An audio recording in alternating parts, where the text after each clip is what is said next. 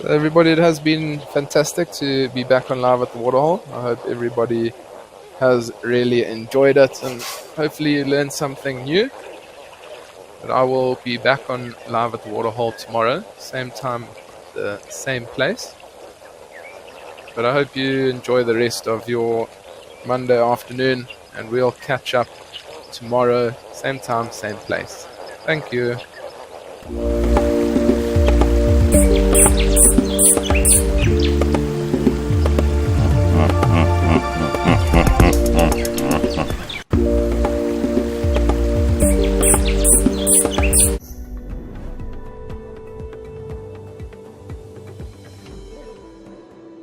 Good afternoon to everybody, and thank you for joining us once again for OnSafari, the highlight show. Yes, my name is Cedric, and behind the camera with me we've got Panda, and we are coming live from Djuma Private Game Reserve here in the Sabi Sands.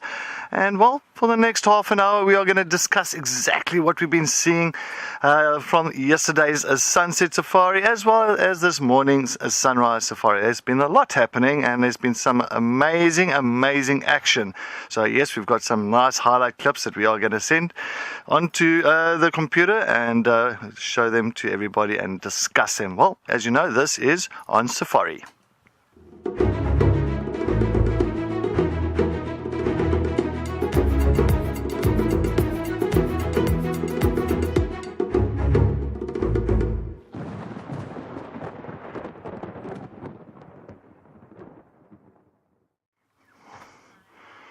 Alright, so I am sitting and pretty much got my feet up and all because this tent is riddled with ants. There's small, minute little ants all over the show, and Panda is actually, he's balancing on a brick. That is so funny, and just to try and stay away from the ants. And I've got my feet on actually like a wooden block here as well. So that is our plan for the afternoon, to try and stay out of the ants' nest. But yes, this is live, this is interactive, so if you've got comments and questions that you want to send through, and if you are watching on the Wild Earth website, just make sure that you do register so you can send those comments and questions through, or even some suggestions for us for this afternoon. Or just if you want to have a chat, you can go onto our hashtag WildEarth on Twitter, also known as X, or you can go onto our YouTube channel. And of course, during this highlight show, we are going to go over to Amy to see exactly what her plans are, and then I'll also discuss my plans a little bit later on. But I think let's get to the first highlight clip from yesterday afternoon. We have been really graced by the Pride of Lions, the Talamati Pride, and with the kudu kill, and it was quite a nice afternoon once again just to spend quality time with them, and I really enjoyed it. So let's go and take a look at the first highlight clip.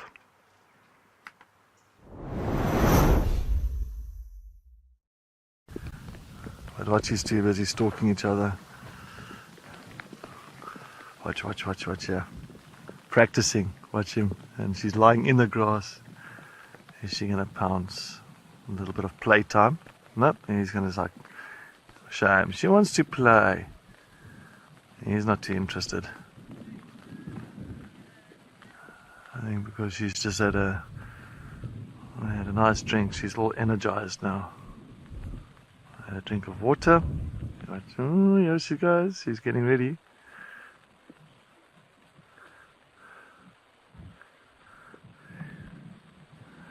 Hey, that was nice. Oh.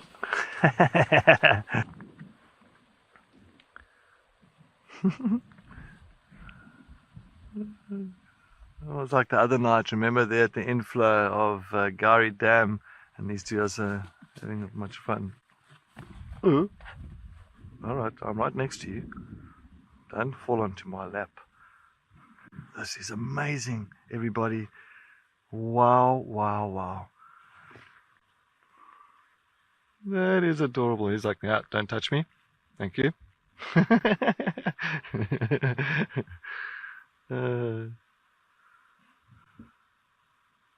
That is nice.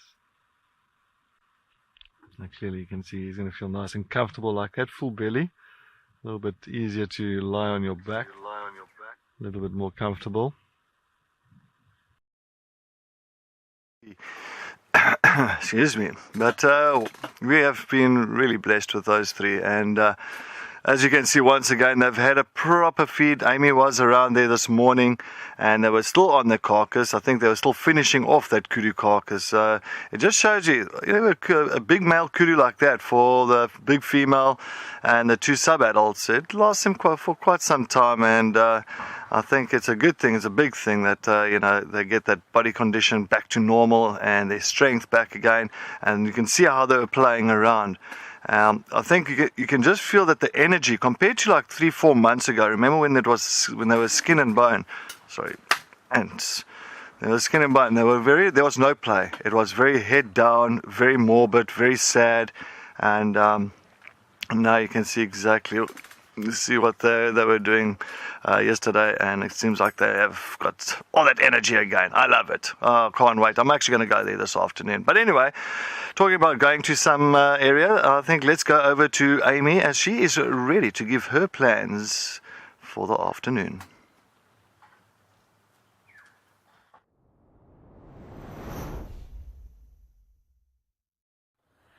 Hello everyone, and welcome. We are out and about already, myself and Paul. For those of you who don't know, my name is Amy, and we are heading out already this afternoon to try and relocate on, of course, Miss Lalamba. So that is my plan for the afternoon, but as we were heading off to where she was last seen this morning, we arrived here at a waterhole that's quite far south in the reserve, and there are these beautiful elephants that have come for a bath. So we said, why not show you all what we are enjoying at the moment? And they are having a fun time cooling off. The heat has come through every now and again. There's a few showers here and there, but so far these Eddies are loving the water. All right, well, we are going to enjoy these Ellies for a little bit longer and then head off and try and find Queen Tea. Back over to you, Cedric.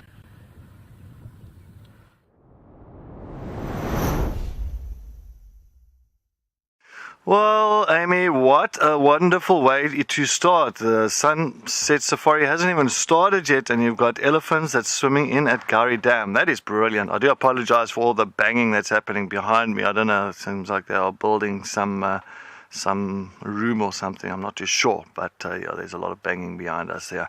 But yeah, what a nice way to start this afternoon, having elephants swimming around, and on a day like this, you wouldn't think so. Yeah. Moonbeam Smith, you say that the ants wants Panda's socks. Indeed, I think shame. I feel so sorry for Panda at the moment. I've never seen a guy balancing on a little brick in the tent. I'm a little bit worried for him. I feel like I want to catch him here. So yeah, you're right, Panda. All right, I feel like you must get a rather step ladder. And those little step ladders, and jump on top as a step ladder or something. Anyway, I think let's head over to the second clip for the afternoon and to see exactly what happened yesterday at our Sunset Safari. I think this one was with Amy, and I remember Amy had a beautiful rhino. Let's go and take a look.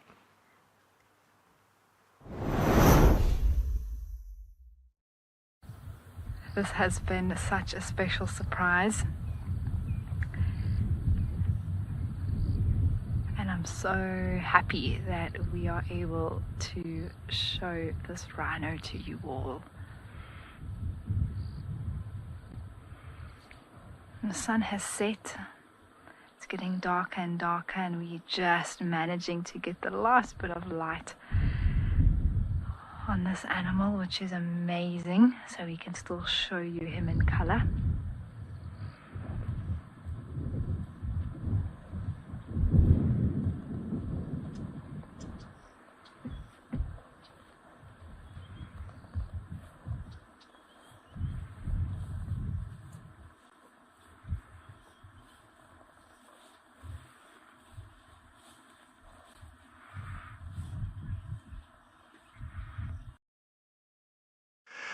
Amy, that is fantastic. So I'm just sitting like this now because of the ants now have just become overpowering at the moment. But what's nice is to have a male white rhino like that around, and always beautiful. I know it is quite sad seeing them without their horns, but it is so important for us to, for actually the reserve, the entire Greater Kruger Park, removing the horns of the rhinos, because it's just from the poaching side of things.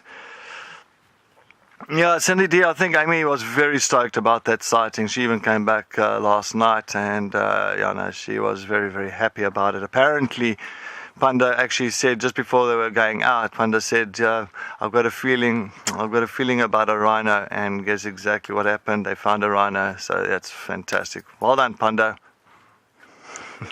You're good.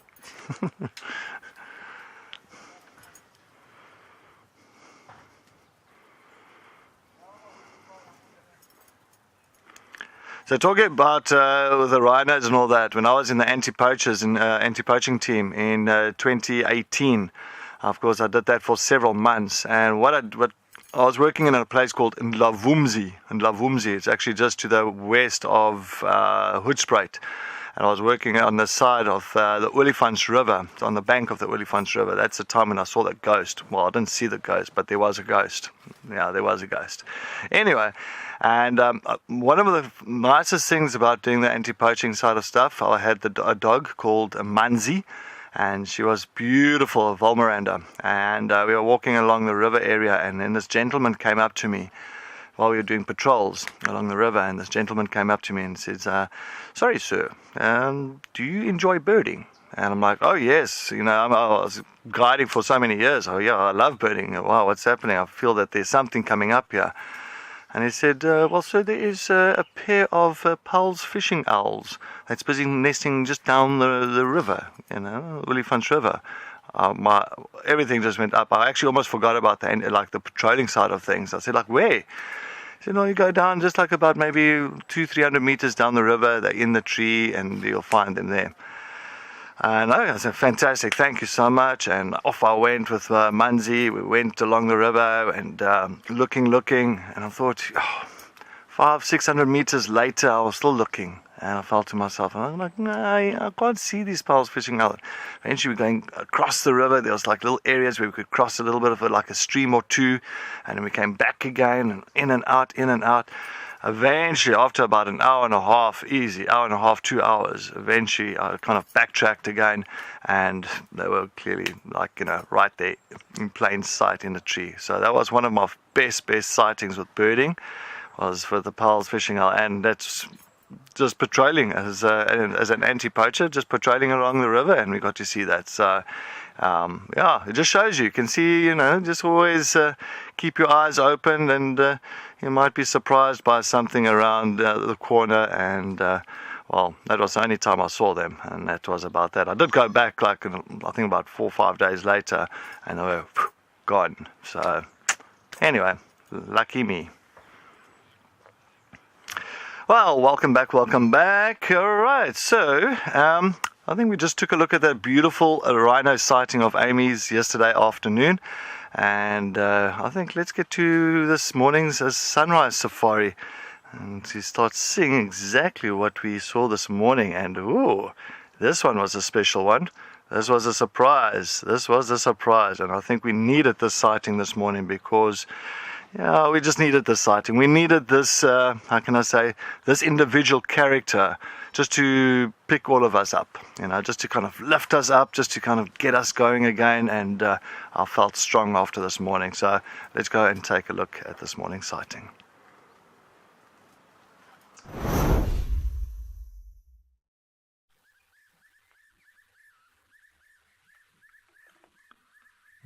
Is he going to go up?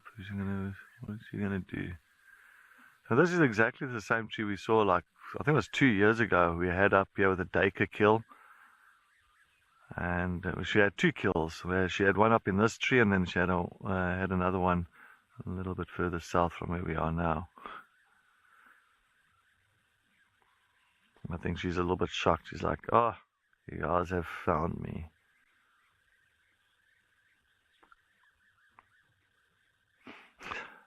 Simon does look like she's bent that trunk with that belly.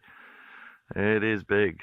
That belly is big. But it's also, I think, the position she's lying in also makes it quite bulgy. But we'll see when she gets up. I think it looks like she might want to get up. Looks like she's contemplating about life, yeah. A typical foray leopard, lying up in a tree, got that lovely long tail at the back end, counterbalancing. This is exactly the position she wants to be in. Yep, there we go. Hold on, quickly see if any marks on the tummy. So difficult to see. She's not giving us a nice opportunity there.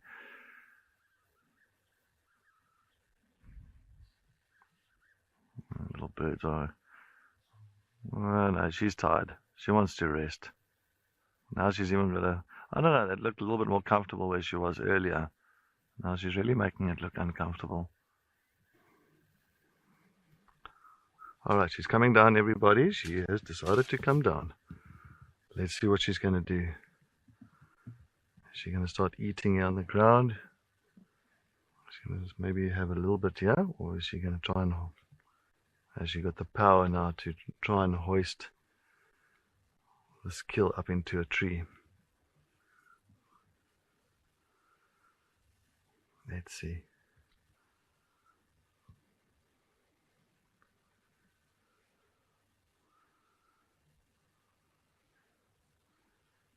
Let's see.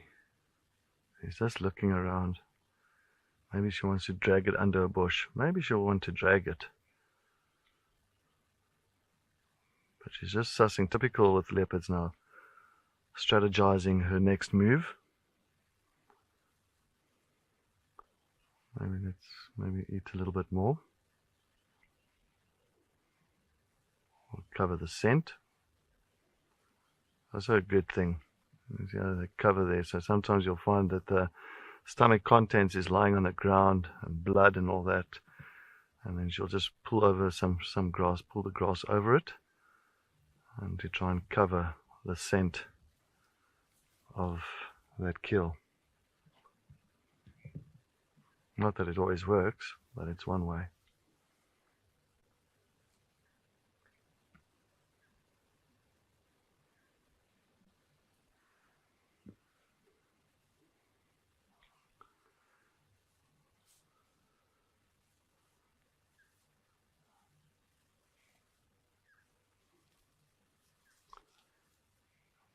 Well, if she's doing that, I don't think she's got any, how can I say, idea on hoisting it.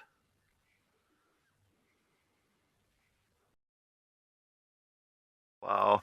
Now that is, that was a surprise for all of us this morning. I think it was fantastic seeing the Queen of Djuma, or Miss Tlalamba, around there close to Treehouse Dam, and you can just see she made a huge kill, a nice impala ram. So Maureen was fantastic.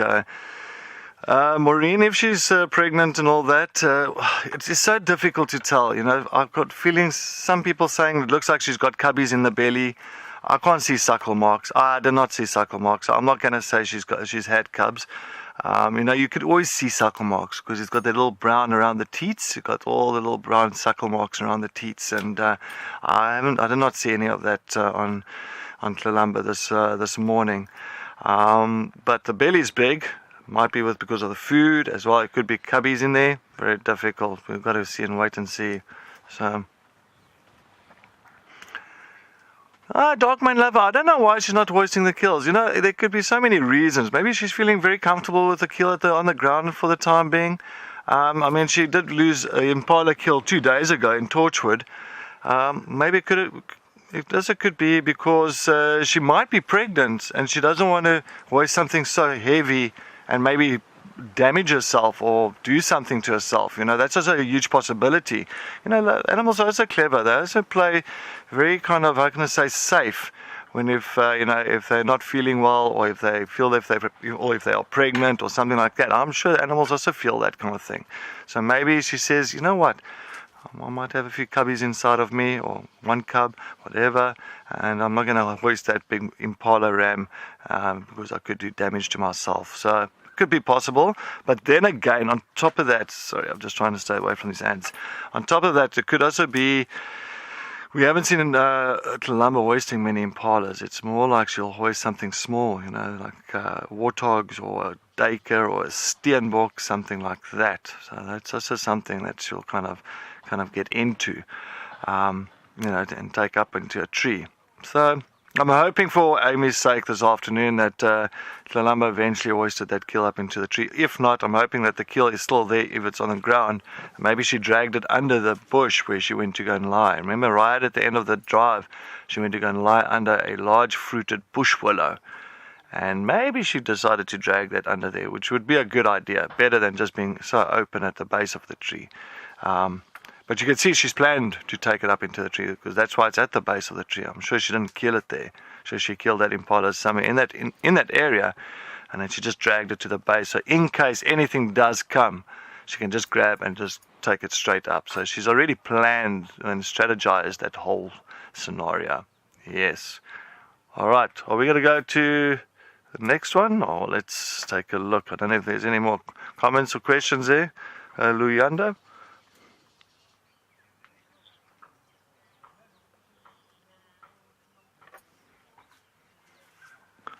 Yeah.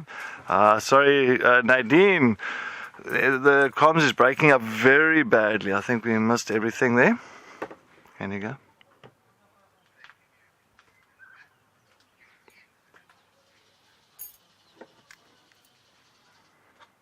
All right. Sorry, it's all right. So what I'm going to do quickly, I wanted to do this while I can try, and I'm sure I can. Let's see. Panda, I'm going to quickly draw. I'm doing a quick drawing. I'm going to take this map off here. There we go. La-di-doo. There we put the map there. All right. So what I want to do quickly, I want to just show you. Some people say, what's your distance to, like yesterday afternoon, to the lions? And I had Tielele, that beautiful lioness, coming towards me and came right up to the vehicle. And it's like some people say, oh, but you might be too close. We were very far. I usually take about 10, 15 meters away from them. So yesterday, say for instance, here's the tree. Like a tree like that. Oh, that's not a bad tree. All right, and then we had the lion lying here. Let's put the lion with his ears. Well, that's not an ear. There's an ear. Little whiskers, and then of course the little neck and the body. There we go. All right, and then the lion was lying down, so their legs are folded in. The leg is folded in. This one will be folded. Which way will they fold? They'll fold that way. There you go, with a long tail. All right, so we've got lion there, we've got Tielele there. So she's busy lying down there, and then of course we've got the carcass that's all here. There's the kudu. So there's the kudu. There's not a mouse lion there, Nadine. It's a lion's Tielele. She's pretty, with a little fluffy tail. All right, and then we'll park here. So we'll actually park. My distance to her is always about, to lions and leopards, I will always push about maybe 10 to 15 meters. I always put. So that's more than long. And then of course a little vehicle here. And then of course Rusty's wheel. Rusty's other wheel. And we go there. Like that. Long aerial, and then we have the camera there. And then I've got me. There. Alright, and no door, and a wheel, Alright,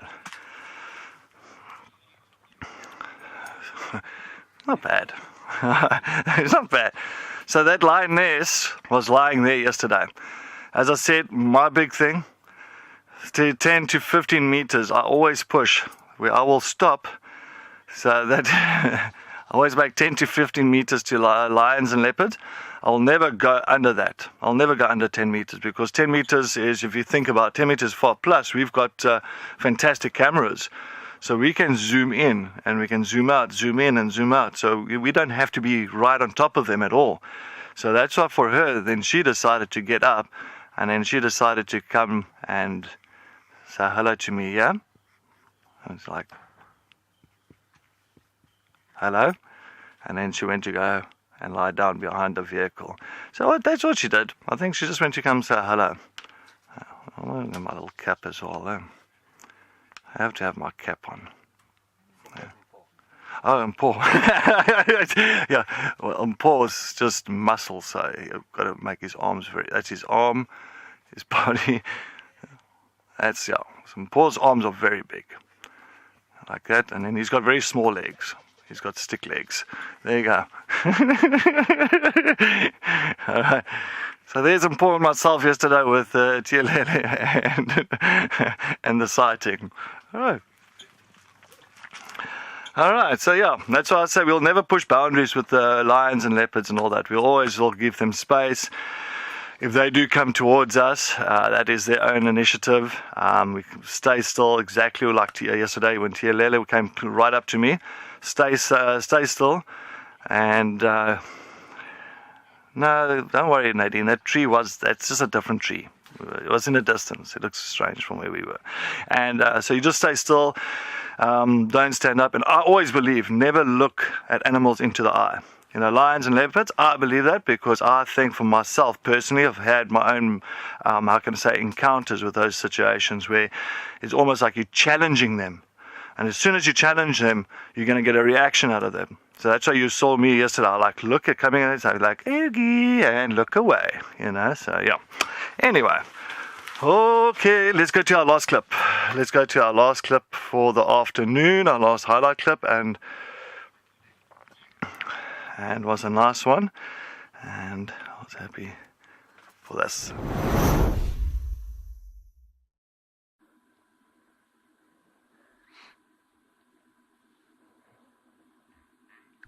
But I think what that jackal is looking for in his scraps. So if the lion had taken a bit of like a big chunk of bone or something to feed on and had finished it off in one of the bushes, then it could pick up any sort of little bits that are left on the ground.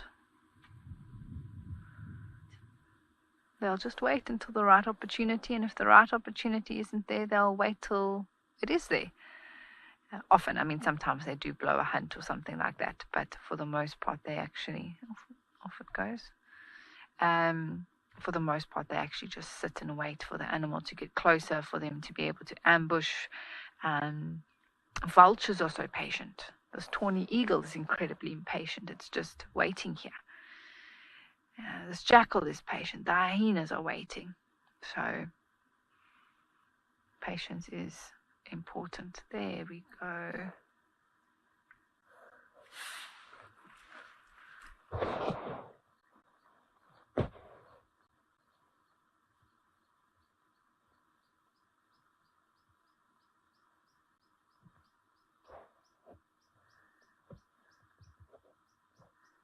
And now it's run off a bit far away for us to follow anymore, but well done, Paul. That was awesome. Thank you. It was great to be able to show you that, everyone.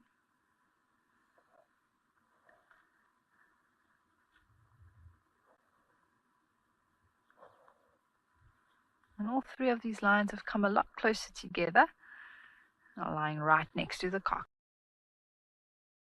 Hey everybody, nice to have that side-striped jackal again. Now, I wonder if it's not the male, because this male side-striped jackal that had the pups around there in the northwestern corner, remember, he was very light. He was like a very light male.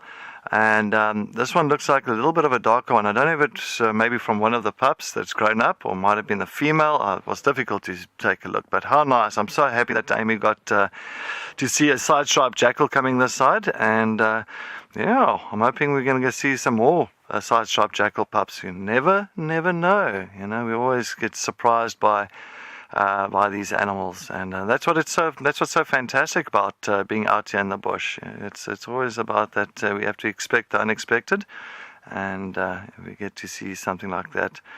It's always good. All right, my plans for the afternoon. Oh, there's ants. Antonis, you want to see tortoise pan for the afternoon? Yo, we can try. I think I'm going to first go to those lions and see what's happening there. To see if the Talamati pride is still not around. Things could have changed up there. It might have drawn in a leopard, might have drawn tortoise pan into that area because of the smell.